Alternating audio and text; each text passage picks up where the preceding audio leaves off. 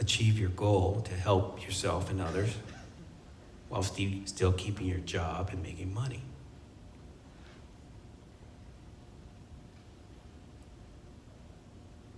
This story is about a blue company and a green company.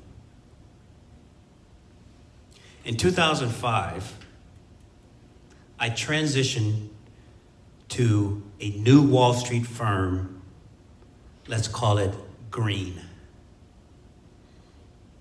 Early in 2001, I had worked for a Wall Street firm, let's call that the Blue firm. And in 2004, I left to work for a regional bank, let's call that the Yellow firm. I'm changing the names to protect whatever I need to protect. I was working in the South and relocated to the North to have the birth of our son in New York City, my wife's hometown. I worked in one of the most competitive seats on Wall Street at Blue. I had started as an associate at Blue after earning my MBA in business school. In finance, like tech, I am doing something or in a situation for which a negative stereotype about one of my identities applies and is relevant to me. In 2001, I was in one of the largest associate classes in Blue's history with over 100 new associates. By 2004, less than 3 years later, approximately only 10% of those associates were still working at Blue. The market had changed and the tech bubble burst. Liquidity was drying up, companies were failing, and by the end of the stock market downturn in 2002, stocks had lost $5 trillion in market capitalization. I was in the 10% that still survived. Blue decided that all associates had to join a team, but there was a problem. The team I was assigned to was problematic for me. Specifically, I had heard that the leader of the team said the only reason I was still working at Blue was because I was black. So, how did I learn this information? I have white angels. These are your white friends if you're black. These are your male angels if you are a woman. One of my white angels, and every black man needs 5 angels at work, people who love you. My angel told me that he had been out drinking with my prospective team, and they were talking about me, specifically in racial stereotypical terms. I was angry at this news from my white angel, but he knew that I needed to know. And I did need to know. But I did not at the time have a therapist to talk to, nor did I know the research about stereotype threat and intervention strategies to reduce that threat. Instead, I did what I thought was best. I resigned. I left Blue for Yellow.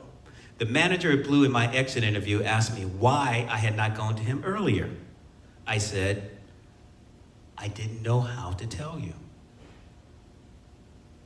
I didn't have the language to express what I was feeling. Yet, I left in good standing. Note, when I say I didn't know, I did not have the research, the language or vocabulary to express myself. If I had access to the 12 empirically validated strategies, if I had the how-to, then I may not have resigned. Moreover, I believe these strategies will reduce attrition rates and employee turnover in finance and tech industries to improve the pipeline to senior management. In this situation, I knew that I would be judged or treated in terms of that stereotype by joining the team at Blue. It made me feel so uncomfortable in that domain that I didn't want to choose to remain in that domain, and therefore I refused to join the team. I resigned.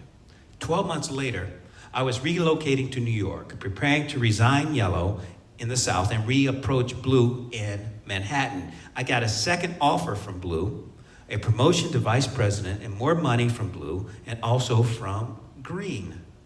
I had 2 offers, same pay, same title, same desk. I thought I was in a great position. I had options. I decided to take this opportunity to make the choice between the Blue and Green offers. But while taking pay, title, and job position off the table, instead I decided to choose a firm that I thought would make me happier and make me feel more comfortable. I picked the firm that I thought did a better job at diversity. That was a mistake that I made, and it was a mistake. Green had sold me a diversity Ponzi scheme. It marketed its love for diversity from the C-level and recruited aggressively to increase the diversity pipeline. You've all heard this language recently, right? For example, you could hear Green's chief executive officer and president preach the value of diversity and say phrases like, diversity is a proven catalyst of economic growth and progress, and the richness of our teams helps us to recognize diversity as an integral part of how and why we do what we do every day. You would hear Green's recruiters say, we are not satisfied with our diversity numbers and are working hard to improve them. The bank is committed to increasing diversity representation at all levels. Our success depends on our ability to attract and retain a diverse employee base. I felt so special to join Green's community when I heard that language. They won me over. Good marketing. Green had appeared to me to have more blacks in senior positions than any other firm on the street. And on the trading floor, the size of 2 football fields, I saw more visible black faces compared to other firms. About 10 black faces out of 1,000. So I know how you felt as a woman in your job today. 5 more than I had ever seen on any other trading floor. I thought that was progress, sort of nirvana, a trading floor of perfect happiness and an ideal place to work. I was told that I was the first black officer in 2005 on the institutional equity sales desk. At Green, I became the #1 broker for my first asset management client within 7 months. I got the votes, the proof that I could do the job well and get paid. But the things started changing.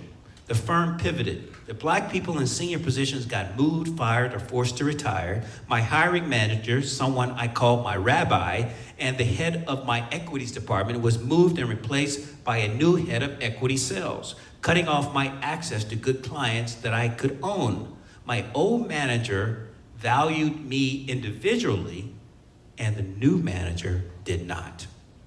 One day at an equity sales meeting, the Green president spoke to us and essentially said, we love diversity, we love black people, but the problem is in middle management. I paraphrased that, of course, he didn't actually say it that way, but that is what I heard. That was my takeaway. And then I thought, middle management, what is he talking about? I learned that he was talking about the managing directors and the men, mostly in leadership, that sit on the desk and drive revenue. These are the producers. They ring the cash register and influence hiring, firing, and promotion decisions. Middle management was the bottleneck causing blockage for any diversity advancement at Green. Therefore, in my opinion, all diversity talk that I heard and read from the president and recruiting were just marketing. Banks in 2005 and still today will make a show of their inclusiveness online where they feature photographs of smiling black people alongside pledges about the importance of diversity. The real deal is this: the bank only cared about 2 things. Do you know what those 2 things are? Any guess? How about one thing? Money. Appearance. Money was closer. Sales and profits. You can get hired. You can get a job. Everyone here will get a job in the company that you desire. You will get in the door. You're some of the best and the brightest in your area. Barriers that existed on Wall Street and the access to the highway to power are lower today than 20 years ago or even 100 years ago. So you can get in the door. But will you be successful? Will you be happy? Will you get promoted and make money? No. Unless you have these 12 empirically validated strategies to reduce stereotype threat and increase your performance to focus on sales and profits. It was important for Green to convey that diversity is valued, yet communicating a multicultural ideology and explicitly appreciating diversity did not replace the importance of sales and profits to Green's bottom line. From one point of view, CEOs care about increasing shareholder value, and recruiters care about getting the right people in the door. From another point of view, senior leadership seldom force diversity on their middle management producers. Simply, a CEO from the top down can convey that diversity is valued, and the recruiters can work to create a critical mass to increase the visibility of representation of people from underrepresented groups in the fields of finance and tech and in positions of authority. But once you are hired into the corporate family, you must focus on sales and profits, because that's what the producers care about, and that's how you will get retained and promoted. With stereotype threats, when you care about what you are doing, the prospect of being reduced to a negative stereotype in this area at work is upsetting and distracting and can undermine your performance. You can also be seen in the stereotype light just by doing what you think is right, by associating with others in the same social group. Negative stereotypes targeting intellectual ability of Black social groups, for example, will diminish one's ability to perform if and only if you don't have a roadmap to recognize and reduce the stereotype risk. These associations can happen if you are defending someone or giving critical feedback to a manager. If it has to do with race, gender, or social identity. If you care about how others are treated, then you put yourself at risk when you advocate for others. These negative stereotypes are not true. The stereotypes are not true. They're fake news. You want your managers to value you and your skills to bring more sales and profit to the company. You must feel confident in your ability to meet high standards. All stereotypes are false. Fake news. When you have techniques to identify when you and others are being stereotyped, then you can